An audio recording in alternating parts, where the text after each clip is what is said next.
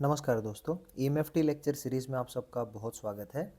इस वीडियो में हम दो और न्यूमेरिकल प्रॉब्लम्स को सॉल्व करेंगे ताकि आपको magnetic field at point O का कॉन्सेप्ट अच्छे से समझ आ सके। तो यहाँ पे हमारा ये ओरिजिन है या सेंटर कह लीजिए, ओ पॉइंट है। यहाँ पे मैग्नेटिक फील्ड निकालनी है।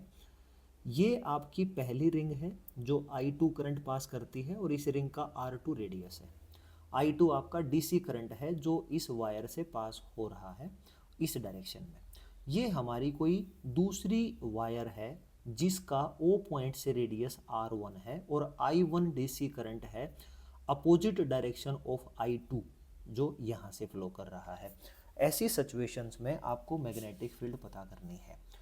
तो ये ध्यान रखना, करंट आपके सेम डायरेक्शन में भी दिए हो सकते हैं या अपोजिट डायरेक्शन में भी दिए हो सकते हैं। यहाँ अपोजिट है तो अपोजिट के अकॉर्डिंग हम क्वेश्चन को सोल्व करेंगे। तो पहली बात, जो हमारी नेट मैग्नेटिक फील्ड होगी वो क्या होगी। यहाँ पे तो इस डायरेक्शन में करंट है, वहाँ उस डायरेक्शन में करंट है।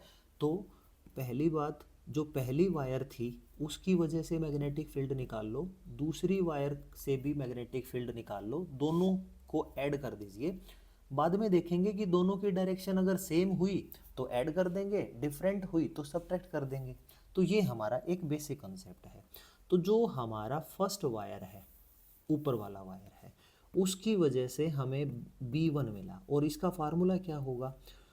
ये फार्मूला होता है dB1 is equal to 4μ0/4 multiply with I/R into d phi. अब ये पूरा का पूरा एक सर्कल आपको दिख रहा होगा O पॉइंट से R1 रेडियस पे, R1 लिख दिया। तो अब इसका जो d फाई एंगल है, सर्कल में एंगल आपका 0 से 2 पाई तक चेंज करते हैं। तो इसका मतलब जब हम इसको इंटीग्रेट करेंगे तो हमारा जो B1 है बच्चों वो क्या आ जाएगा, μ0 divided by 4 pi I1 I think, क्योंकि I1 है इसमें जो करंट है, divided by R1 and multiply with 2 pi. अब बच्चों 2 पाई से 4 पाई दिख रहा है, कैंसिल हो गया है। तो यहाँ से जो मेरा B1 है वो क्या मिला मुझे, μ0 divided by 2, this is I1/R1। ये मेरा आंसर आ चुका है B1 का। यानी जो हमारी आउटर रिंग है वायर की, उसकी वजह से O पॉइंट पे जो मैग्नेटिक फील्ड है वो ये है। और इसका डायरेक्शन भी साथ साथ देख लेते हैं। डायरेक्शन में मैंने रूल आपको बताया था कि अगर वायर रिंग टाइप की है तो जिस डायरेक्शन में करंट फ्लो करता है उसी डायरेक्शन में जो आपकी 4 फिंगर्स हैं वो कर्ल करा दीजिए। जो आपका थंब है राइट हैंड वो अपवर्ड डायरेक्शन में दिख रहा है, यानी इस प्लेन से बाहर, outside the plane magnetic field आपकी बाहर आ रही है। तो ये आपका B1 है। ऐसे ही बच्चों, जो आपका इनर रिंग बनाई हुई है उसकी वजह से dB2 स्मॉल मैग्नेटिक फील्ड, उसका एक्सप्रेशन क्या होगा, μ0 डिवाइडेड बाई 4 पाई। ये मैंने डायरेक्ट लिखा है क्योंकि इससे जस्ट पहले वीडियोस में डिराइव कर चुका हूँ, तो वो रिजल्ट मैं यहाँ पे डायरेक्ट लिख देता हूँ। तो μ0/4 पाई, करंट क्या है इसमें I2, रेडियस क्या था या इस O से इस वायर के बीच का डिस्टेंस क्या था, ये आपका R2 है। तो दिस इज R2। और यहाँ पे d फाई अगेन आपको लिखना पड़ेगा, और जो फाई एंगल है वो 0 से 2 पाई तक वेरी करता है। तो इंटीग्रेशंस करके हम इसको 2 पाई से रिप्लेस कर सकते हैं। तो ये हमारा B2 है, μ0 divided by 4 pi multiply with I2 divided by R2 multiply 2 pi. अब ये देखो 2 पाई से 4 पाई अगेन कैंसिल हो गया, और B2 यहाँ क्या बचा बच्चों, B2 बचा μ0 divided by 2 multiply with I2 divided by R2। ये हमारा जो हमारी इनर रिंग थी जिसको मैंने 2 से रिप्रेजेंट किया था, उसकी वजह से magnetic field at point O हमने निकाल ली। और इसकी डायरेक्शन देख लेते हैं। करंट की डायरेक्शन क्लॉकवाइज है, तो क्लॉकवाइज डायरेक्शन में ही 4 फिंगर्स को कर्ल करा दीजिए। तो आपका जो थंब है अब की बार वो इनसाइड द प्लेन दिख रहा है। तो यानी इसको हम सर्कल के साथ क्रॉस लिख के बता देंगे। अब देखो, मैग्नीट्यूड आ चुका है दोनों का, ये आउटसाइड द प्लेन है, ये इनसाइड द प्लेन है। अगर आंसर आउटसाइड द प्लेन लिखना चाहो तो क्या हो जाएगा, b1 माइनस b2। अगर आंसर इनसाइड द प्लेन लिखना चाहो तो b2 माइनस b1। क्यों? क्योंकि दोनों मैग्नेटिक फील्ड की डायरेक्शन जस्ट अपोजिट है। तो जो ओवरऑल जो नेट मैग्नेटिक फील्ड होगी इन दोनों रिंग वायर्स की हेल्प से, वो क्या बनेगा, वो बन जाएगा this is b1 minus b2, और वो क्या होगा, आउटसाइड दी प्लेन, राइट। तो यहाँ पे आप इनको सब्ट्रैक्ट कर लीजिए, this is mu naught divided by 2, right, और म्यू नॉट डिवाइडेड बाई 2 ठीक है, और इसके अंदर क्या होगा, this is I1 upon R1 minus I2 upon R2, और जो आंसर है वो आपका आउटसाइड दी प्लेन है। ये आपका net magnetic flux density at point O due to both wires आ चुका है। तो इस तरीके से आपको सोल्व करना होगा। किसी वजह से अगर दोनों करंट सेम डायरेक्शन में दिए जाते तो सेम डायरेक्शन में अगर ये इस डायरेक्शन में होता I1 वाली डायरेक्शन में, तो इसका मतलब दोनों के दोनों मैग्नेटिक फील्ड आपकी आउटसाइड द प्लेन होती, तो वहाँ पे b1 प्लस b2 करके हम आंसर निकाल सकते थे और ओवरऑल हमारी डायरेक्शन आउटसाइड द प्लेन हो सकती थी। अगर ये डायरेक्शन I1 की भी I2 की डायरेक्शन होती तो दोनों के दोनों की डायरेक्शंस आपकी इनसाइड द प्लेन होती, तब भी हमारा b1 प्लस b2 होता और net answer inside the plane आपका आ जाता। तो उम्मीद करता हूँ इस एक सिंगल प्रॉब्लम से आपको बहुत मल्टीपल प्रॉब्लम समझ आ गई होंगी। अब हम एक लास्ट क्वेश्चन डिस्कस कर लेते हैं। ये देखिए, ये पॉइंट O यहाँ पे है जहाँ मैग्नेटिक फील्ड निकालना है। यहाँ से एक रिंग ये दिख रही है आपको और दूसरी रिंग आपको ये दिख रही है, ठीक है। तो सबसे पहले तो ये देख लीजिए, ये आपकी एक स्ट्रेट वायर है, इसको मान लीजिए मैं पहला वायर कंसिडर करता हूँ।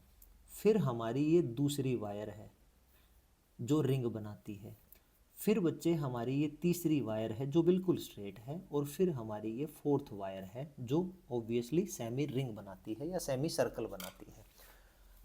यहाँ से यहाँ तक R1 डिस्टेंस है, यानी ये जो हमारा सेमी सर्कल दिख रहा है वायर का, इसका रेडियस R1 है, और ये जो आउटर का जो सेमी सर्कल है उसका रेडियस R2 है। तो पहली बात, जो मैग्नेटिक फील्ड हम निकालेंगे वो क्या निकालेंगे, 4 कंडक्टर हैं या कंडक्टिंग वायर्स हैं, B1 plus B2 plus B3 plus B4, ये ऐसा करेंगे।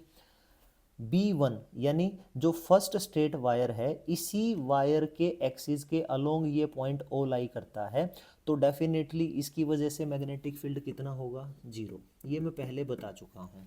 थर्ड जो वायर है, अगर मैं इस वायर का एक्सिस एक्सटेंड करता हूँ तो ये O पॉइंट इसी वायर के एक्सिस के अलोंग ही है, यानी इसी वायर के एक्सिस पे ही लाई करेगा, तो इसका मतलब जो B3 है वो भी हमारा 0 होगा। बात सिर्फ हमारी ये B2 निकालने की है। तो B2 आपका क्या है, एक रिंग है, सेमी रिंग है, जिसमें फाई एंगल आपका 0 से पाई तक ही चेंज करता है, और ये हमारी क्या है, एक और सेमी सर्कल रिंग है जिसमें फाई एंगल अगेन 0 से लेके पाई तक ही वेरी करता है। तो यहाँ पे हम फार्मूला यूज करेंगे DB2, यानी इसकी वजह से जो आपका मैग्नेटिक फील्ड है वो क्या होगा, उसका फार्मूला यहाँ पे एज इट इज़ फार्मूला लिखना है हमें, म्यू नॉट डिवाइडेड बाय 4 पाई। अब इसकी वजह से करंट क्या है, I है, डिवाइडेड बाय रेडियस कितना है, दे रखा है R2, ठीक है, और यहाँ पे आपको क्या करना पड़ेगा, D फाई। तो जो फाई एंगल है वो अगर आपका सेमी सर्कल है तो सर्कल में 0 से 2 पाई तक चेंज होगा, लेकिन सेमी सर्कल में 0 से सिर्फ पाई तक चेंज होगा। तो जब इंटीग्रेट करेंगे तो यहाँ पे आप पाई लिख देंगे, तो जो DB2 है अब वो B2 आ जाएगा, और वो होगा हमारा mu naught divided by 4 pi I upon R2 multiply pi. अब बच्चों पाई से आप पाई कैंसिल कर दीजिए, ठीक है, तो यहाँ पे आपका B2 आ गया। B2 क्या आ गया, mu naught divided by 4 I upon R2, और इसकी जो डायरेक्शन है वो क्या आएगी, ध्यान से देखिए, ये करंट है तो जो उंगलियां हैं वो करंट की डायरेक्शन में कर्ल करनी है, रोटेट करनी है, तो जो थंब है वो इनसाइड दी प्लेन आ गया, तो यहाँ पे सर्कल पे क्रॉस लगा दीजिए, ये आ गया आपका। अब हम इंटरेस्टेड हैं B4 निकालने में। B4 आप डायरेक्ट निकाल सकते हो क्या, इसके लिए जो रेडियस है वो R1 है, तो पहले आप DB4 का फार्मूला लिख दीजिए, mu naught divided by 4 pi multiply current divided by जो आपका रेडियस है, रेडियस आपका R1 है, और इसी के साथ यहाँ पे D5 लिख देते थे। तो जो सेमी सर्कल है तो D5 की लिमिट 0 से लेके पाई तक ही चेंज होंगी, तो यहाँ जब इंटीग्रेट करेंगे तो हमारा जो B4 आ गया बच्चों, वो आ गया mu naught divided by 4 pi current divided by R1 multiply pi. तो अब अगेन पाई से ये पाई कैंसिल हो चुका है,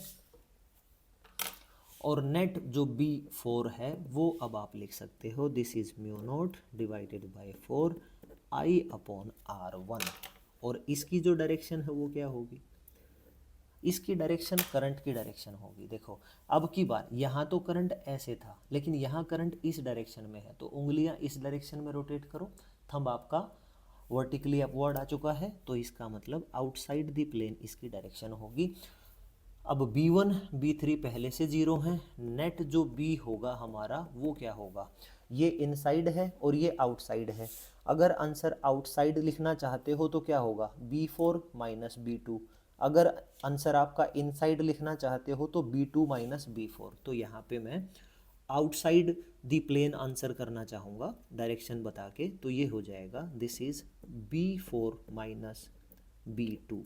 तो ये जो है आपका क्या बनेगा, mu naught divided by 4, right, और इसी के साथ मल्टीप्लाई विद I, और यहाँ पे बनेगा 1 अपॉन R1, और ये आपका आ जाएगा 1 अपॉन R2, और जो डायरेक्शन है वो आपकी आ जाएगी आउटसाइड द प्लेन। तो ये आपका नेट आंसर आ चुका है बच्चों, जो आपको निकालना था।